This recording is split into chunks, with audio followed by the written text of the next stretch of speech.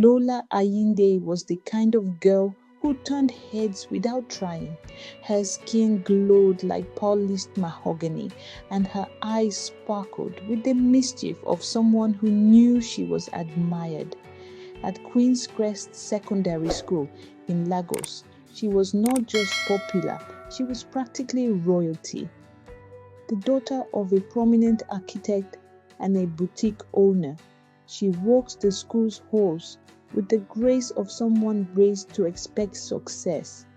So, when a rumor spread that a new student was transferring from Lekki and that his father was a multi-millionaire businessman, Lola's curiosity ignited. The boy's name was Tayo. He arrived in a spotless white shirt, designer sneakers, and a quiet confidence that made even the loudest boys in school sit up straighter. He didn't try to impress anyone. In fact, he seemed slightly aloof, which only intrigued Lola more. During break time, Lola caught him sketching in a notebook under the mango tree near the school fence. Their eyes met briefly, and in that moment something shifted. She smiled. He nodded back. That was all it took for whispers to begin. By the time the final bell rang, Lola had already decided she would find out more about the mysterious Tayo. Who was he really? Was he truly the son of a millionaire, as everyone claimed? And why, despite the wealth he was said to come from, did he seem so grounded, unbothered by attention? As her driver pulled up in the family SUV, Lola watched him walk away, a simple backpack slung over one shoulder. Something about him didn't add up, but she liked it. By the following Monday, the entire school buzzed with rumors about Tayo. Some claimed his father was a politician, others swore he was the CEO of a major oil company. Tayo never confirmed nor denied anything. His silence only fed the flames. He became the most talked about boy in Queen's Crest, and Lola was drawn to the mystery. She began asking subtle questions around school, pretending not to care too much, but her close friends, Kemi and Amaka, saw right through her. "I see the way you look at him," Kemi teased as they sat in the cafeteria. "Just be careful. Money doesn't always mean manners." Lola rolled her eyes. "I'm not that shallow. He just seemed different." That afternoon, as Lola left her math class, she found a small bouquet of hibiscus flowers tucked into her locker. A note attached read, "Some things are more valuable than gold." T. Her heart did a quiet somersault. She glanced around, wondering if he was watching. She didn't see him, but somehow she knew it was him. No one else in school had that kind of poetic charm. For the rest of the day, Lola couldn't focus. During literature class, she found herself daydreaming about what it would be like to go on a date with Tayo, maybe to one of the rooftop restaurants in Victoria Island, maybe a ride in a fancy car, the kind that showed you'd made it in Lagos. Her imagination ran wild.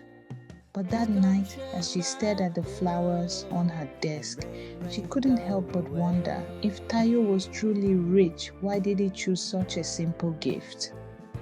Lola didn't have to wait long to talk to Tayo directly. 2 days later, he approached her after school, just as she was waiting by the school gate. He smiled, calm and confident. "Did you like the flowers?" he asked. Caught off guard, she smiled back. "They were unexpected, but sweet." He shrugged. "Sometimes it's the unexpected things that mean the most." They talked for nearly 20 minutes. It was mostly casual, music, school, dreams. Tayo spoke passionately about becoming an engineer. He said he loved working with his hands, fixing things, building what others couldn't imagine. Lola was surprised. Most rich boys she knew talked about business, money, or status. But Tayo seemed genuinely invested in craft and purpose. You don't talk like most rich kids, she said, studying him carefully. He laughed softly. Maybe I'm not like most of them. Before she could press further, a battered Toyota Corolla pulled up. To her astonishment, Tayo walked straight to the car, opened the passenger door, and hopped in without hesitation. The driver, an older man in oily overalls, gave a cheerful wave before they drove off. Lola was frozen for a moment. That didn't look like a millionaire's car, and the man didn't look like a chauffeur. She stood there, frowning, the pieces no longer fitting so neatly. Later that night, she checked his social media again. Still no photos of mansions, exotic vacations, or flashy outfits. Just vague quotes, occasional selfies, and lots of pictures of tools and engines. Something wasn't adding up. By the end of the week, Tayo and Lola were seen walking together during break, and tongues started wagging. It didn't take long for other girls, especially the elite ones, to start talking. You can't be serious, Amaka told Lola one afternoon. You're going to waste your shine on a boy who probably can't even afford lunch at ShopRite? Lola rolled her eyes but didn't answer. The truth was, she didn't know what to believe anymore. She liked talking to Tayo. He made her feel seen. Not as the rich, pretty girl, but as Lola, just Lola.